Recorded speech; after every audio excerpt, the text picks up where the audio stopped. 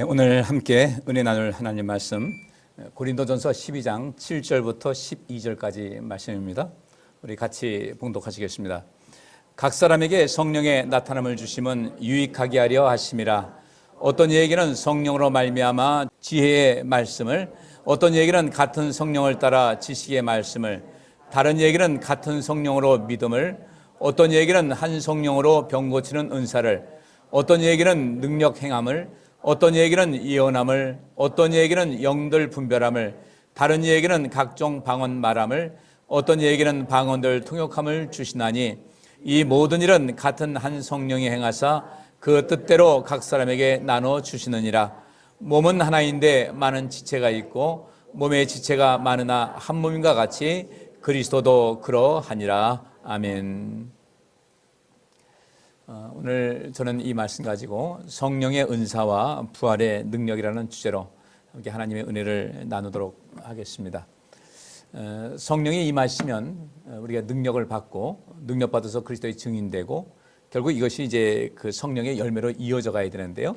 여기 표에 나와 있는 대로 성령께서 임재하신 이후에 나타나는 과정과 결과를 보게 되면 성령에 임재한다. 예수님께서 말씀하신 거예요.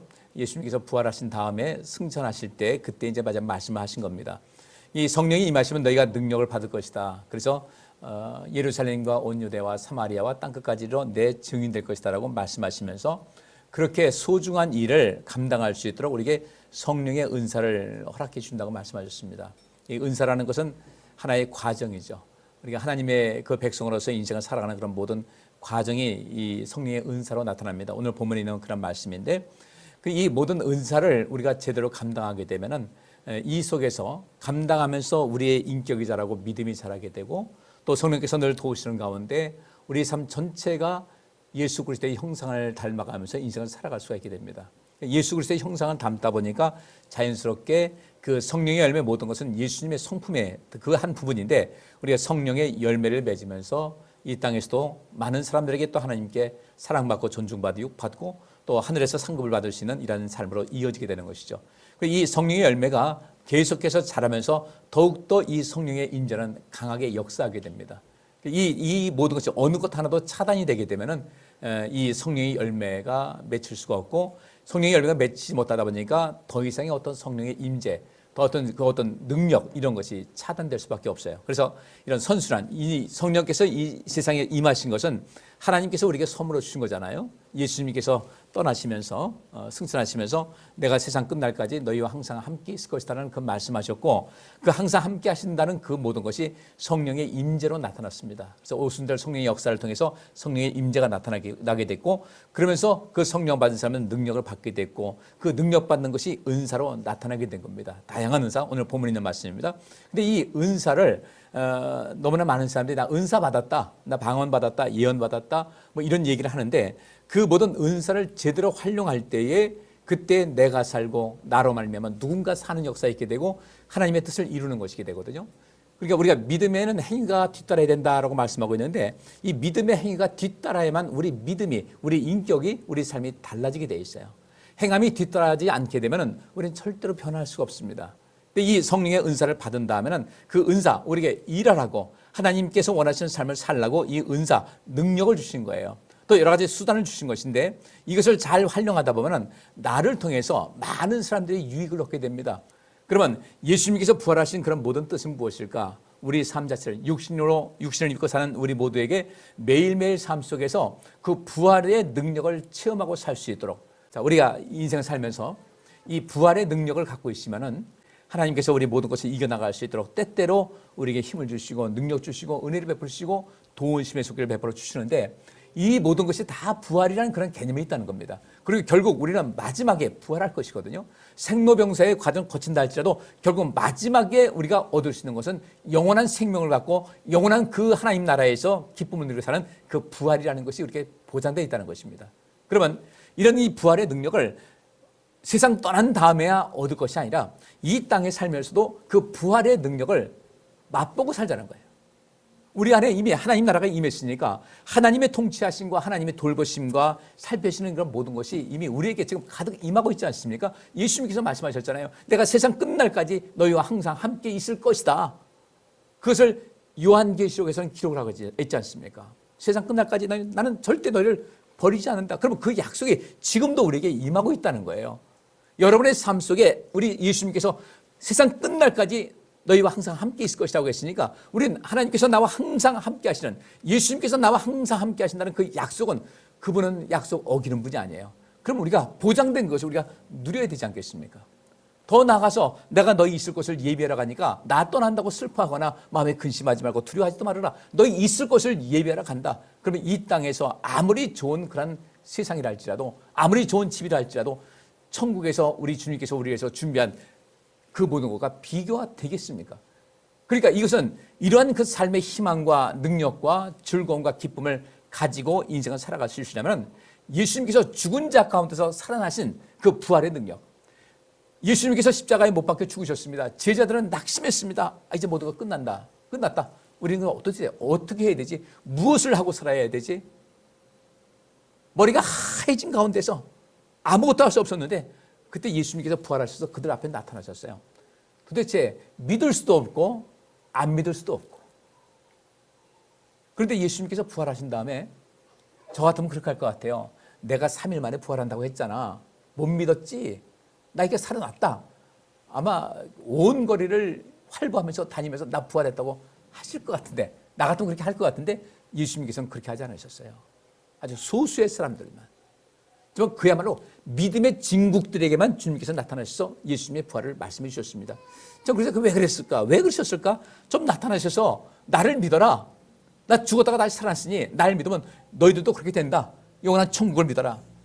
근데 아무리 생각해도요, 결론은 무엇이냐면 그렇게 부활하신 예수님께서 다니신다 할지라도 못 믿을 사람들은 못 믿을 거라는 거예요. 결국 예수님께서는 그 진국들, 성경 전체는 우리에게 무엇을 말하고 있습니까? 이 성경 전체는요, 이 세상 하나님의 역사는 많은 사람들에 의해서 이어지는 것이 아니라 소수의 남은 자들에 의해서 역사가 진행된다는 것. 하나님의 구원의 역사, 하나님의 구속의 역사도 남은 소수의 사람들, 그 남은 자들이라는 것이 무엇이겠습니까? 성경은 그렇게 말하고 있습니다.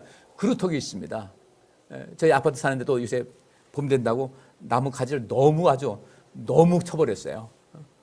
좀 언제도 남으면 여름에 그 이파리 있고 그림자지면 좀 시원할 텐데 너무 잘라버렸어요. 그러니까 요만한 가지도 안 보이는데, 안 보이는데 봄 되니까요, 거기서 조그맣게 나오면서 가지가 아주 가늘하게 쭉 뻗어 나옵니다. 남은 자라는 것은 바로 그 가지, 조그맣게 나오는 그것을 말하는데, 이사야 선지자가 말하는 것도 마찬가지고 전부 다 이 세상은 소수의 남은 자들에 의해서 세상 역사가 이루어진다는 것을 하나님께서 말씀해 주셨어요. 그래서 저는 우리 성도님들이 그 소수의 남은 자들 그 안에 좀 머무르면 참 좋겠다. 이 부활의 능력을 체험하는 가운데 우리가 의심하지 말고, 예수님 제자들은 예수님께서 죽으신 다음에 아주 심각한 그 두려움이 쌓여 있었죠. 완전히 패닉, 공황 상태에 빠진 겁니다. 근데 예수님께서 나타나셨어요. 그래도 예수님에 대해서 뭐라고 말씀을 드려야 될지 모르겠는 거예요. 24시간 함께 있는 것도 아니고 예수님께서 한번 나타나셨다가 또 어디 가셨다가 또 잠깐 나타나셨다가 40일 동안 한 것이 제자들에게 자주 만나신 것은 아니거든요. 그들은 어찌할 바 몰랐는데 마지막에 예수님께서 승천하실 때가 돼가지고 그들을 불러놓으시고 약 500여 명의 사람이 있는 데서 그렇게 말씀하십니다. 나는 갈 것이다. 그리고 하신 말씀이 내가 세상 끝날까지 너희와 항상 함께 있을 것이다. 그리고 나는 너희들을 열심히 가르쳤는데 너희들이 나보다 더 큰 일을 할 수 있도록 너희에게 성령을 보내줄 것이다. 그리고 내 부활을 열심히 증거해라. 사도행전 보게 되면요, 많은 사람들, 특별히 바울은 예수 그리스도의 부활하심을 계속해서 증거를 하고 있습니다. 이 부활 사건은 굉장히 중요한 거예요. 왜냐하면 사람에게 있어서 가장 해결할 수 없는, 그 앞에서만 정말 작아질 수밖에 없고 주저앉을 수밖에 없는 것이 이 죽음의 문제라는 겁니다. 그런데 예수님께서는 그 죽음의 문제를 이기셨잖아요. 부활하셨잖아요. 부활의 첫 열매가 되셔서 우리도 부활할 것을 말씀해 주셨습니다. 그러면 우리가 나중에 그렇게 부활할 것이다 생각하지 말고 지금 육신을 입고 사는 이 매일매일 생활 속에서도 우리가 부활의 그 능력, 이것을 체험하면서 살아갈 수 있어야 되겠다. 내가 지금 심히 낙심되어 있다. 희망을 갖자는 겁니다. 항상 기뻐하라고 말씀하셨습니다. 항상 기뻐할 수 있다는 것입니다. 항상 기뻐하라는 것은 너희들 항상 기뻐하는 거 어렵겠지만 한번 해봐. 그것이 아니라 항상 기뻐하라. 얼마든지 항상 기뻐하며 살 수 있는 그런 힘을 우리에게 주신다는 겁니다. 성령 안에서 가능하다는 거예요. 우리 인생 살면서 너무 부정적으로 보지 마시고 이제는 우리 안에 부활의 능력, 죽었다가 주님께서 살아나셨는데 주님께서 죽었다가도 살아나셨고 그분께서 또 죽은 자들을 살리셨는데 나도 이제 살아야 되겠다. 내 삶 속에 내 속사람이 날마다 살아나서 육신은 점점 후패해 갑니다. 날마다 후패해 가는 거예요. 어쩔 수 없어요. 근데 이 현미 씨 세상 떠난 다음에 그 사람은 고혈압도 없었고 고지혈증도 없었고 당뇨도 없었는데 그 전날까지도 왕성하게 활동했는데 뭔가 그때 제가 볼 때는 그분이 마음에 기쁨이 없었던 것 같아요. 아들 둘이 있는데 미국 보내가지고 그 미국에 보낸 다음에 생활비를 여기서 낸다고 그 85세 나이가 되도록 일을 해야 돈을 벌어서 그에게 보낼 수 있었으니까. 집이 큰 거 있었는데 그게 집안한테 사기당해가지고 집이 다 날라서 지금도 월세를 살고 있었다. 그 마음에 행복이 있겠습니까? 그러니까 우리 인생은 이 부활의 능력으로 그냥 가득 채워서 내가 인생 살면서 좀 가라앉았던 그런 상태에 있었다. 다시 좀 힘을 키우자는 거예요. 힘을 키우고 인생을 힘있게 살 수 있는 그런 삶의 여건을 만들어 가자. 또 주님께서 부활하실 뿐 아니라 우리에게도 매일매일 그렇게 살아가라고 하셨거든요. 너희 속사람을 날마다 새롭게 하라 말씀하셨으니까 그럼 속사람의 이 모든 힘을 새롭게 할 수 있는 방법은 무엇인가? 그래서 우리 하나님께서 우리에게 성령의 은사를 주신 거예요. 성령이 너희에게 임하시면 너희가 권능을 받을 것이다. 능력 받을 것이다. 예수님 제자들은 예수님께서 부활하셨고 승천하신 다음에도 그저 주님께서 기다리라고 하시니까 기다리려 하는데 이제 도대체 무슨 일이 벌어질지를 전혀 모르고 있지 않았습니까? 승천하신 다음에 10일 만에 성령이 임했는데 성령이 임하는 그 순간 그 이전과 이후는 이 사람들의 너무도 다른 모습이었어요. 그 이전에는 낙심도 있었고 근심 가운데 있었고 앞으로 어떻게 무슨 일이 벌어질지 몰랐는데 성령께서 임하시고 나니까 그들은 앞이 보였던 겁니다. 우리가 할 일이 무엇인가? 주님께서 우리에게 일을 하라고 보내셨구나. 눈이 밝아졌습니다. 마음에 담대함이 있었습니다. 능력이 있었습니다. 두려움이 싹 사라졌어요. 성령께서 주시는 그 능력이라는 것은 단순하게 방언하고 예언하고 병 고치는 그런 것이 아니라 우리 인생 살리 속에서 어떤 경우에도 주저하지 않고 어떤 경우에도 희망을 놓치지 않고 어떤 경우에도 하나님의 그 끈끈한 이 관계를 놓치지 않는 이런 삶을 살겠다는 굳은 다짐이 있었고 그들은 흔들리지 않았습니다. 그래서 저는 오늘 이 부활절을 맞이해서 예수님께서 부활하셨습니다. 이건 역사적인 사건인데 또 사실인데 그것을 그냥 또 진부하게 외칠 것이 아니라 예수님께서 부활하셨는데 그 부활의 목적이 뭐냐 이거죠. 그 부활은 앞으로 우리가 만날 것이고 또 우리 모든 것을 경험할 것인데 그 부활 앞으로 경험할 그 부활이 아니라 지금 여기서부터 다시금 우리의 온 영혼을 새롭게 일깨워서 인생을 힘있게 살아보자는 거예요. 우리 삶의 형편이 어떤 경우 있다 할지라도 이유는 무엇인가? 주께서 나와 함께 하시면 나는 모든 것을 감당할 수 있다. 성령 받으니까 예수님 그 제자들이 부자가 된 것도 아니었어요. 갑자기 부자가 돼가지고 떼돈 번 것도 아니었어요. 그들은 그야말로 외적인 모든 상황은 변한 것이 없었습니다. 그럼에도 불구하고 그들은 성령 받고 나니 능력이 임해서 죽음도 불사할 수 있는 죽음까지도 두려워하지 않을 수 있는 이런 믿음으로 그 초기 교회의 엄청난 핍박 속에서 모든 것을 감당하고 지금 이 시점에서 많은 사람들이 그리스도인에 대해서 하나님께 영광 돌린 이 세상을 그들의 힘으로 만들었다는 것을 본다면 우리도 할 수 있다는 것이죠. 우리에게도 부활의 믿음을 가져야 되겠고 부활의 능력을 가져야 되겠다. 그럼 이 부활의 능력을 가지고 그 부활의 힘을 가지고 매일매일 살아가려면 어떻게 될 것인가? 분명히 길이 있다는 것입니다. 막연한 것이 아니에요. 우리 하나님께서 모든 분들에게 여기 계신 모든 분들에게 그 길을 보여주셨어요. 가능성을 보여주신 것이고 우리에게 그렇게 살아갈 수 있는 능력도 허락해 주신 것입니다. 그러면 이 성령의 은사를 어떤 사람에게 주겠는가? 오늘 본문 말씀을 세 번역에서 번역한 내용을 제가 보겠습니다. 제가 읽을게요. 각 사람에게 나타나는 성령의 은사들은 모두 공동의 유익을 위해서 주어지는 것입니다. 자, 이 말씀에서 보면 우리가 오늘 성경 본문이요. 한글 개혁 보면 7절에 각 사람에게 성령의 나타남을 주심은 유익하게 하려 하십니다라고 해서 누구에게라는 그런 말이 나와 있질 않아요. 단순하게 각 사람에게 성령의 나타남을 주시면 유익하게 하려 하십니다 이렇게 나와 있지. 그러면 누구를 유익하게 할 것인가, 어떻게 유익하게 할 것인가에 따라 나와 있지 않습니다. 성경석이 약간 우리나라 말로 번역하는 과정 속에서 오류가 있었어요. 그런데 이제 이후에 많은 번역본이 나왔습니다. 그리고 여기 있는 것은 보다도 이전보다는 훨씬 더 성경 본문에 입각한 그런 번역 내용인데 각 사람에게 나타나는 성령의 은사들은 모두 공동의 유익을 위해서 주어지는 것이다.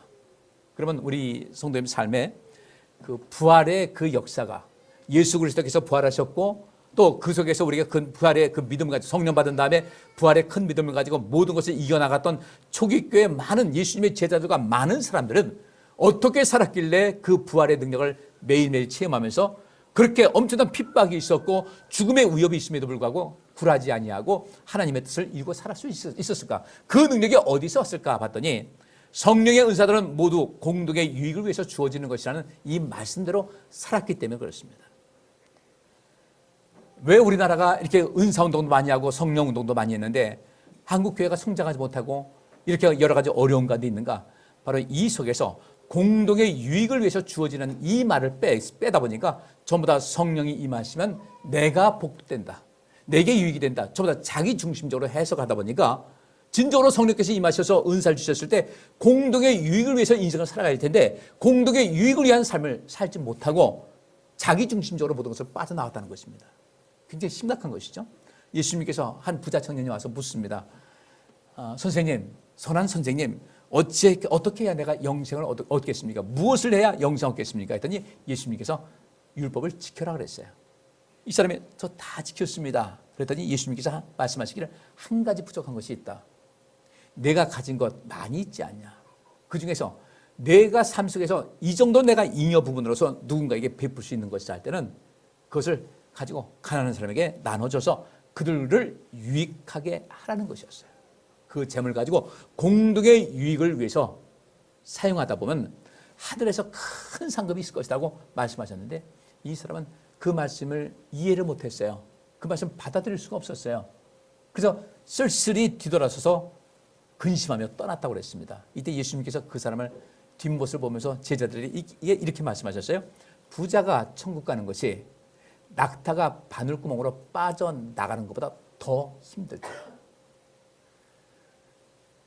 이런 말씀하셨어요. 그것은 무엇입니까? 예수님께서는 그 청년에게 하신 말씀이 가진 것을 팔아서 가난한 사람에게 나눠주어서 내 가진 것 가지고 하나님께서 주신 그 선물 가지고 축복의 통로가 돼서 그 가난한 사람, 그 가난한 자들의 이 공동체, 그 공동의 유익을 위해서 쓰라고 하신 말씀인데 이 사람은 그 개념을 전혀 몰랐어요. 내 것은 내가 지킨다는 이 생각 갖고 있다 보니까 그에게는 주님께로부터 거의 저주에 가까운 말씀을 듣게 된 것이죠. 물론 주님께서 그에게 직접 하신 말씀 아니었어요. 주님께서 안타까워서 하신 말씀이었습니다. 우리 성도님들 은사 받고 싶으시죠? 그 은사를 받고 싶다면 지금부터라도 여러분들께서는 공동의 유익을 위한 그런 삶을 산다면 내가 공동의 유익을 위해서 사는 그 삶만큼 나로 인해서 어떤 사람들은 삶이 새롭게 부활하는 것 같은 체험이 있을 것이라는 겁니다. 완전히 희망을 놓았던 사람들이 희망을 볼 수 있었다는 얘기겠죠. 이런 모습이 우리가 얼마나 아름다울까. 이럴 때 이렇게 우리가 하나님을 기쁘시게 하고 우리가 무엇인가 공동의 유익을 위한 그런 삶을 살아간다고 할 때 하나님께서 굉장히 기뻐하시고 이런 사람들에게 끊임없이 그 은사를 제공해 주시고 은사를 받은 것 가지고 또 공동의 유익을 위해서 쓴다고 할 때 이 사람은 그 가운데서 어떤 열매가 나타나는지 알게 되는 거죠. 하나님께서 주시는 복도 있고 나로 인해서 많은 사람들이 힘을 얻고 삶의 용기를 얻고 부활하는 그런 모습으로 인생을 살아가는 것을 보고 자부심이 있게 될 것이고 자존감이 높아지게 될 것이고 그 속에서 자기 존재의 의미를 깨닫게 돼서 점점 예수님의 형상을 닮아갈 수가 있게 되는 것이고요. 그 가운데서 인격조차도 변화가 되는 겁니다. 믿음도 자라게 되고 인격도 변화가 되게 되고 이제까지 진정으로 행복한 삶이 어떤 것인지를 알게 되니까 그야말로 성화가 돼서 성령의 열매는 자연스럽게 맺히게 되고 성령의 열매가 계속해서 점점 자라게 되니까 이 사람을 하나님께서 이런 사람을 필요로 하는 것이기 때문에 하나님께서는 이러한 사람들을 더욱더 성령으로 충만케 하는 것인데 중간에 차단이 되면은 은사를 열심히 구하긴 하지만 그 은사를 받았을 때 공동의 유익을 위한 어떤 사역을 감당하지 못하게 되면 그 은사는 더 이상 내 것이 아닌 것이 되는 거예요. 그러니까 성령의 열매가 나타날 수가 없는 것이죠.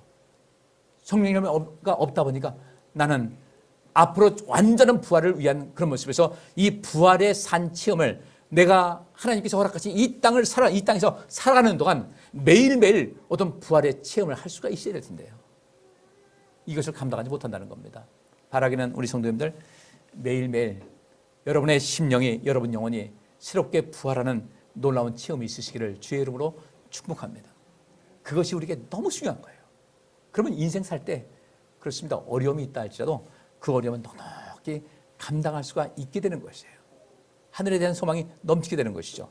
그래서 이렇게 공동의 유익을 위한 삶을 살으라고 은사를 주셨는데 어떤 사람에게는 성령을 통해서 지혜의 말씀을 주셨고 어떤 사람에게는 동일한 성령을 통해서 지식의 말씀도 주어졌습니다.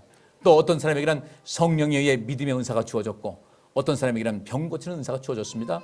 또 어떤 사람에게는 기적을 행하는 은사, 또 어떤 사람에게는 예언을 베푸는 은사, 어떤 사람에게는 영을 분별하는 은사가 주어졌고 또 여러 가지 방언도 할 수 있게 하셨고 그 방언을 해석하는 은사를 주기도 하셨습니다. 그런데 이 모든 은사들은 한 분이신 동일한 성령에게서 비롯되는 것이라는 얘기죠. 그러면 우리는 어떤 은사가 있습니까?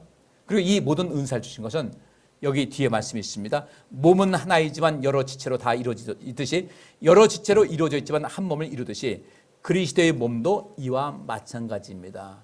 여러분께서 주님께로부터 주어진 모든 은사를 내가 가지고 그 은사를 활용하다 보면 첫째로 가장 우선적으로 여러분 삶 개인에게 엄청난 유익이 있게 되고 그것을 제대로 활용하게 되면 나로 인해서 살아나는 사람들, 나로 인해서 용기를 얻는 사람들이 많이 생기게 됩니다. 하나님께서 얼마나 기뻐하시겠어요? 결국 이 교회가 그리스도의 몸이라고 하는 이 교회가 성장하게 되고 이 교회가 기능하는 교회가 돼서 주님께로부터 보실 때 소아시아 7개 중에서 서모나 교회와 빌라델비아 교회가 칭찬만 가득한 것 같이 우리 새생명교회도 그런 교회가 될 줄 믿습니다.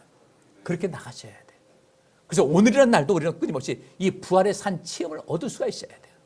몸의 기력은 좀 떨어진다 할지라도 거기서 발견하는 어떤 것, 인생의 어떤 비밀을 발견하고 하나님께서 함께 하신 가운데 내 삶에 어떤 것이 있는지를 우리가 발견하게 되는 것이거든요. 하나님은 어려웠는데요. 하나님 이렇게 도와주시니 감사합니다. 그런 체험이 날마다 차곡차곡 쌓이게 되면요. 눈앞에 큰 산같이 엄청난 어려움이 있다 할지라도 이번에도 하나님께서 나를 도와주실 거라는 그 믿음으로 절대 흔들림이 없다는 이야기예요. 이것이 진정한 부활을 체험하는 삶의 모습이거든요. 우리 하나님께서 그렇게 살 수 있도록 우리에게 성령을 보내주셨고 그 성령의 은사를 주신 것인데 이제부터는 여러분께서 나에게 주어진 은사가 무엇인가를 깊이 있게 생각해서 그 은사를 열심히 활용하다 보면 여러분의 삶은 날마다 심령이 새로워지게 되고 내 속사람이 새로워지게 되고 결코 낙심할 만한 환경 속에서 낙심하지 않고 희망을 잃지 않는 이런 인생을 살아가게 될 줄 믿습니다.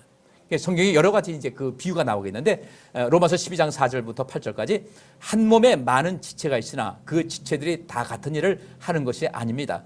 이와 같이 우리도 여럿이지만 그리스도 안에서 한 몸을 이루고 있으며 각 사람은 서로 지체입니다. 우리 몸에 여러 지체가 있듯이 말이죠. 마찬가지예요.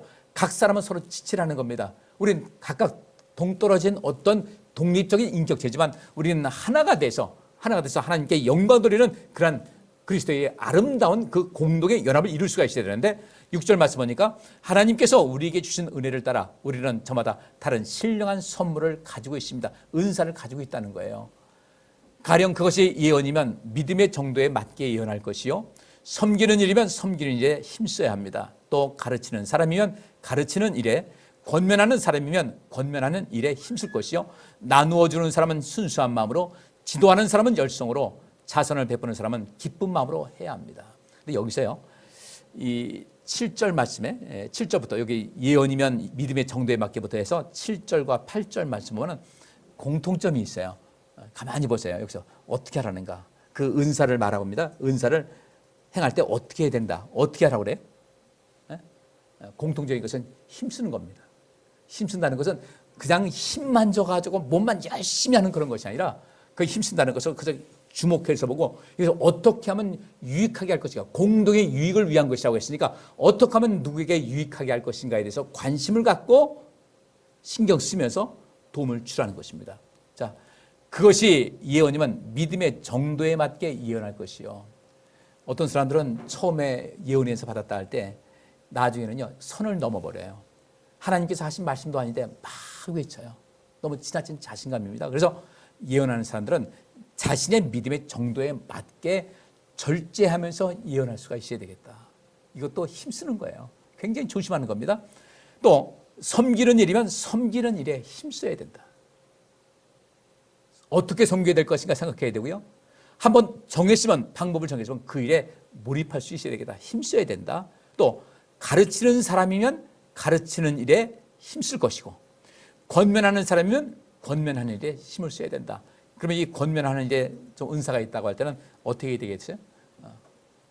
정서적 공감 능력을 키울 수 있어야 되고, 인지적인 공감을 키울 수가 있어야 되고, 또 행동적 이 공감에 관심을 많이 가지셔서 끊임없이 우리 안에 있는 그 에너지를 가지고 성장을 시킬 수 있어야 돼요. 끝까지 잘해야 됩니다. 여러분들 중간에 포기하지 마세요. 나이 탓하면서 포기하지 마세요. 어디가 주방 청소하는 거 보니까 제가 그랬습니다. 다 힘들다 하는데 제가 느끼기에 우리 성도님들 아직 살아있네, 아직 멀었네, 그걸 보고 기뻐했어요. 뭐 우리 성도님들 봉사 열심히 할 수 있게. 그게 아니라 그 속에 있는 에너지가 보이는 거예요.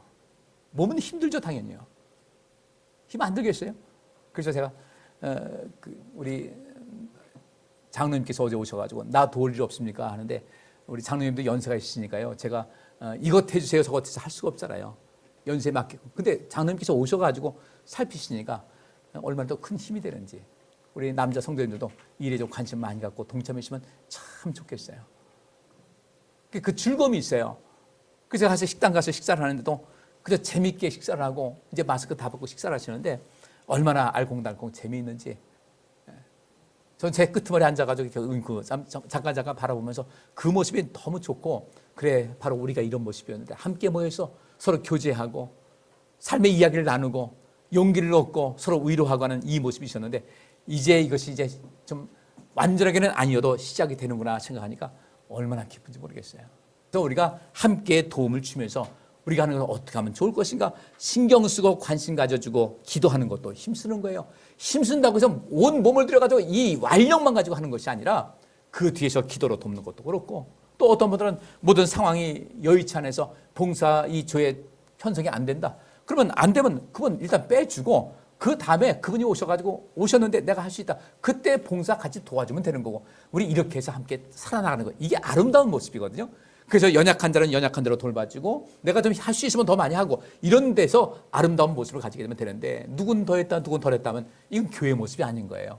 따라서 여기 있는 말씀대로 우리가 이 은사를 활용할 때 중요한 것은 무엇인가? 여기는 힘쓰는 겁니다. 힘쓰는데 완력만 가지고 힘쓰는 것이 아니라 이 나를 감당하지 못하면 우리 기도로도 힘을 쓰는 것이고, 또 여러 가지 방법이 많이 있는 것이거든요. 일단은 관심을 가지고 이것은 해야 되겠다라는 마음을 갖고 하나님께서 원하시는 것이 무엇인지를 관심 있게 하면 다 되는 거예요.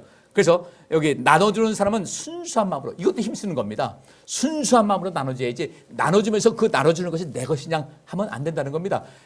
이 나눠주는 사람이 순수한 마음이 없어지게 되면 이 죄가 되는 거예요.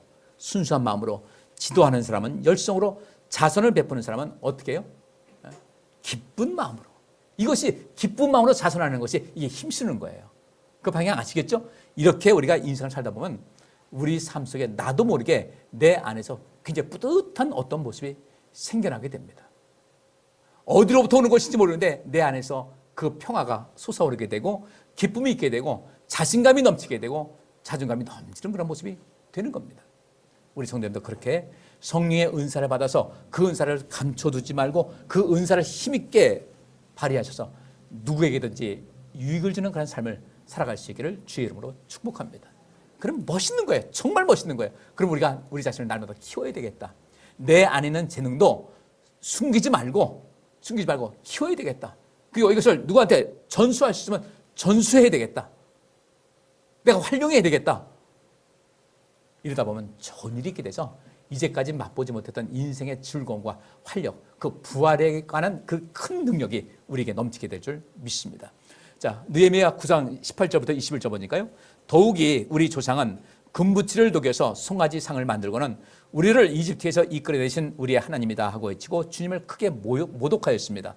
그런데도 주님께서는 언제나 그들을 불쌍히 보셔서 차마 그들을 광야에다가 내다 버리지 못하셨습니다. 낮에는 줄곧 구름기둥으로 그들을 이끌어 주시고 밤에는 불기둥으로 그들이 가는 길을 밝히 비추어 주셨습니다. 선한 영을 주셔서 그들을 슬기롭게 하셨습니다. 그들의 입에 만나가 끊이지 않게 하시며 목말라 할 때 물을 주셨습니다. 광야에서 40년 동안이라 돌보셔서 그들이 아쉬운 것 없게 하셨습니다. 옷이 헤어지지도 않았고 발이 부르트지도 않았습니다. 느헤미야가 한 얘기예요. 여기 보니까 우리 조상은 금부치를 녹여서 송아지상을 만들고는 우리를 이집트에서 이끌어내신 우리 하나님이 바로 이 금송아지다 그랬어요. 근데 주님을 크게 모독한 것이었죠. 그런데도 주님께서는요, 그들을 끝까지 기다려 주셨다는 거예요. 끝까지 기다려 주셨는데 그들이 죽는 날까지 돌이키지 않으면 끝나는 것이고, 끝까지 기다려 주신, 돌아올 때까지 끝까지 기다려 주셨어요. 그들을 언제나 그들을 불쌍히 보셨다는 겁니다. 주님을 크게 모독하셨는데 주님께서는 그들을 언제나 불쌍히 여기셨다. 차마 그들 광야에다가 내다버리지 못했어요. 만나를 먹여주시고 구름 기둥과 불 기둥 지켜주시고 목마를 때 물을 주시면서 끝까지 기다리시는 우리 하나님, 이것이 바로 그 부활의 근본 되시는 하나님의 성품이거든요. 그러면 우리는 그 은사가 무엇입니까? 은사 모든 거 보면 다 누군가를 유익하게 하는 거 아니겠습니까? 그 유익한 그 모든 은사, 그 은사를 행할 때에, 은사를 잘 활용할 때 우리는 주님의 마음을 본받은 주님의 사람이 되는 거예요.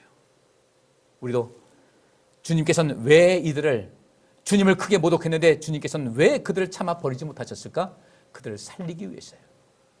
누군가를 살리는 삶을 살아가는 것, 내 말 한마디 하는 것도 누군가 살리기 위한 그런 말을 한마디 하는 것, 내 손길, 내 관심, 내 기도보다는 이것이 하나님께서 기뻐하시는 것이기 때문에 여러분의 삶을 크게 복되게 하시고 영광되게 하실 줄 믿습니다. 그것이 성령의 모든 은사 중에 다 포함되는 거예요. 은사는 다 누군가 살리고 누군가 유익하게 하는 것이기 때문에 여러분께서 어떤 은사를 받으셨다, 그 은사를 힘있게 잘 감당하시고 잘 활용하셔서 여러분 자신이 더욱더 큰 하나님의 능력을 부음받고 성령의 열매 가득해서 예수 그리스도의 성품 본받고, 그래서 많은 사람에게 존경받고 하나님께 사랑받는 삶을 살아가시기를 주의 이름으로 축복합니다. 마태복음 17장 14절부터 20절, 그들이 무리에게 오니 한 사람이 예수께 다가와서 무릎을 꿇고 말하였다. 주님, 내 아들을 불쌍히 여겨주십시오. 간질병으로 몹시 고통받고 있습니다. 자주 불 속에 빠지기도 하고 물 속에 빠지기도 합니다. 그래서 아이를 선생님의 제자들에게 데리고 왔으나 그들은 고치지 못하였습니다. 예수께서 말씀하셨다. 아, 믿음이 없고 삐뚤어진 세대여, 내가 언제까지 너희와 같이 있어야겠느냐? 내가 언제까지 너희에게 참아야 하겠느냐? 아이를 내게 데려오너라. 자, 그러면 제자들이 고치지 못했다고 그랬어요. 예수님께서 말씀하시기를 믿음이 없고 삐뚤어진 세대요. 누가 믿음이 없고 누가 삐뚤어졌다는 거예요? 제자들이. 이 사람은 예수님의 제자들이니까 이 사람은 내 아들 고쳐줄 수 있겠다 해서 데리고 왔는데, 이 남은 제자들, 예수님께서 변화산에 올라가셨고 그 세 사람 같이 갔고 나머지 밑에 이 9명의 제자가 있었는데 아무도 그것을 못한 거예요. 이때 예수님께서 그들에게 말씀하신 겁니다. 믿음이 없고 삐뚤어진 세대요. 그 남은 제자들이 삐뚤어졌다는 거예요. 뭐가 삐뚤어졌을까요? 믿음이 없기 때문에 그런 것인데, 그들은 이 아이를 살리는 것을 그 영혼을 불쌍히 여기는 마음을 가지고 주님께서 주님을 모독하는 그런 사람들에 향해서도 주님께서는 차마 그들을 버리지 못하신 것 같이 영혼을 살려야 될 텐데, 이 사람은 자기들의 능력 가지고 자기들 뭔가 과시하고자 하는 그런 마음이 강했던 것 같아요. 그런 속에서 믿음은 자리하지 못합니다. 우리 인간은 그런 연약한 존재예요. 그리고 예수님께서 귀신을 꾸시셨어요. 그러자 귀신은 아이에게서 나고 아이는 그 순간에 나았습니다. 그때 제자들이 따로 예수께 다가가서 물었다. 우리는 어찌하여 귀신을 쫓아내지 못했습니까? 그랬더니 내가 진정으로 너희에게 말한다. 너희에게 겨자씨 하나 만한 믿음이라도 있으면 이 산더러 여기에서 저기로 옮겨가라 하면 그대로 될 것이요 너희가 못할 일이 없을 것이다. 그래서 예수님께서 제자들을 향해서 하신 이 말씀대로 성령의 은사에서 믿음의 은사가 있어요, 없어요? 있다고만 맞아요. 있어요, 없어요? 있어요. 믿음의 은사가 있어요. 그래서 우리는 주님께 이렇게 고백하시면 됩니다. 주님, 제가 믿음이 부족합니다. 뭔가를 하고 싶은데 믿음이 부족하니 하나님 내게 믿음을 주옵소서. 하나님께서 응답해 주실 줄 믿습니다. 근데 믿음을 달라는 그 이유가, 목적이 분명하셔야 돼요. 은사는 왜 주신다고요? 누군가를 유익하게 하게 하는 그런 것으로. 내가 이 믿음이 있어야 누군가를 유익하게 하겠습니다. 아직 믿음이 부족하니 저요 내게 믿음의 은사를 더하여 주옵소서. 그래서 우리를, 연약한 우리를 도우시기 위해서 믿음의 은사도 더해 주시는 거예요. 사도행전 4장 26절부터 31절, 세상 임금들이 들고 일어나고 통치자들이 함께 모여서 주님과 그의 메시아에게 대적하였다. 사실 헤롯과 본디오 빌라도가 이방 사람들과 이스라엘 백성과 한패가 되어 이 성에 모여서 주님께서 기름 부으신 거룩한 영 예수를 대적하여 주님의 권능과 뜻으로 미리 정하여 주신 일들을 모두 행하였습니다. 주님, 이제 그들의 위협을 내려다보시고 주님의 종들이 참으로 담대하게 주님의 말씀을 말할 수 있게 해주십시오. 그리고 주님께서 능력의 손을 뻗치시어 병을 낫게 해주시고 주님의 거룩한 종 예수 이름으로 표징과 놀라운 일들이 일어나게 해 주십시오 그랬어요. 그랬더니 그들이 기도를 마치니 그들이 모여있는 것이 흔들리고 그들은 모두 성령으로 충만해서 하나님 말씀을 담대히 말하게 되었다. 자, 성령의 은사 중에 병 고치는 은사 있어요 없어요? 있죠. 그래요. 우리가 숱하게 병든 사람들 많은데 하나님, 제가 누군가의 병을 좀 고칠 수 있게 원합니다. 나는 의사가 아니지만 하나님의 능력을 힘입어서 이들을 고치고 싶습니다. 이 은사도 주 앞에 고백할 수 있어야 돼요. 병든 자 참 많잖아요. 그래서 우리에게 그런 은사를 주시는 거예요. 병든 자에 찾아가서 그들에게 유익을 주는 겁니다. 근데 가서는 유익을 주고 절대로 돈 받거나 그런 건 하지 마세요. 주님께서 우리에게 주시는 은혜가 얼마나 큰 것인데. 성령의 은사, 결국은 병 고치는 은사 있어가지고 누군가 병을 고친다고 했을 때 그 사람은 인생이 뭐 하는 거예요?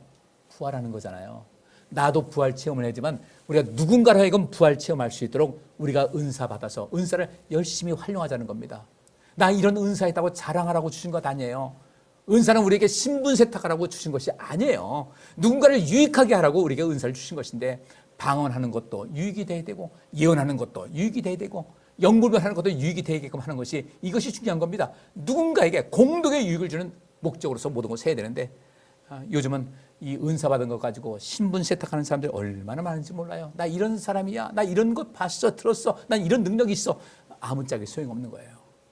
중요한 것은 우리 은사를 가지고 누군가를 유익하게 하자. 여러분에게 분명히 어떤 은사가 있습니다. 그 은사를 발견하셔서 그 은사를 이제부터 계속해서 활용하여 주님께서 우리를 부르시는 그날, 그동안 애썼다라고 칭찬받는 여러분 되시기를 간절히 바랍니다. 가만히 와서 이렇게 수동적으로 예배드리고 여기 가만히 앉았다가 가만히 떠나가지고 집에 이렇게 말고, 교회에서도 봉사를 하고 세상 흩어져 나가서도 내가 할 수 있는 것이 무엇인지를 관심 많이 가지고요, 돌아보면서 내가 손볼 수 있다, 내가 누군가 도울 수 있다. 여러분 많이 도우며 사신다면 그 은사가 더해지고 그 속에서 성령의 열매가 충만해서 더욱더 성령 충만한 삶을 살아가게 될 줄 믿습니다. 성령 충만하게 되면요, 우리는 대단한 사람 되는 거예요. 그리고 그 다음에 앞에 있는 말씀과 뒤를 이어서 이런 말씀이 있습니다. 많은 신도가 다 한 마음과 한 뜻이 되어서 아무도 자기 소유를 자기 것이라 하지 않고 모든 것을 공동으로 사용하였다.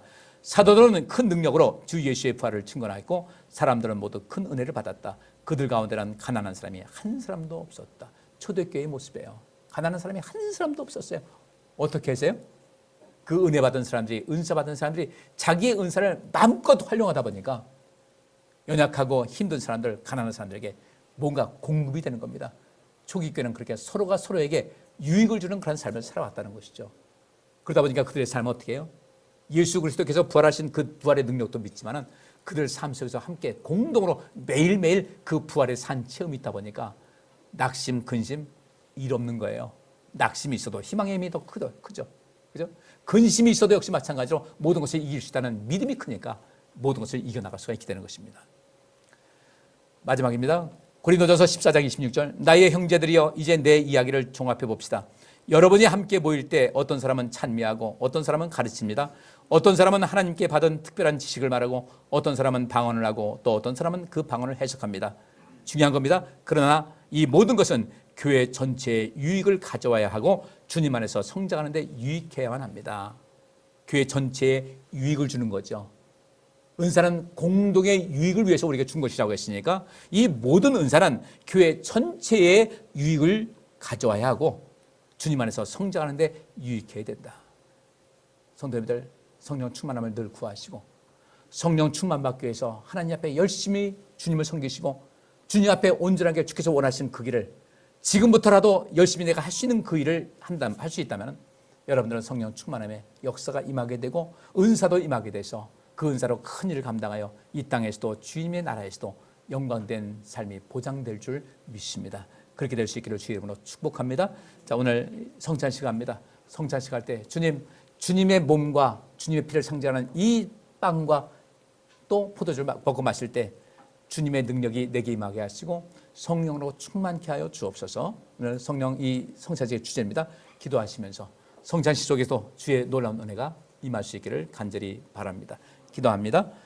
주님, 오늘 부활절 맞이해서 우리의 삶 속에 진정한 부활의 큰 기쁨을 맛보고 이후에 우리 주님의 나라에서 다시금 영원한 부활을 통해서 영원한 생명을 얻을 때까지 우리 모두가 온전케 되길 원하오니 주님 우리 모두에게 성령으로 충만케 하여 주셔서 그 은사를 부음받고 은사를 마음껏 활용하여 공동의 유익을 주는 아름다운 인생 살고 그 속에서 우리 마음속에 원하는 모든 것을 이루고 영광된 주님의 나라에서의 기쁨, 이 땅에서 희망 가득한 삶을 살아가게 하여 주옵소서. 여호와께서 여기 모인 모든 성도들과 그의 가정과 그와 관련된 모든 일에 복을 주시고 지켜주시며 따뜻하게 대해주시고 은혜를 베푸시며 사랑스러운 눈으로 바라보시어 모두에게 평안을 주시기를 원하노라. 아멘.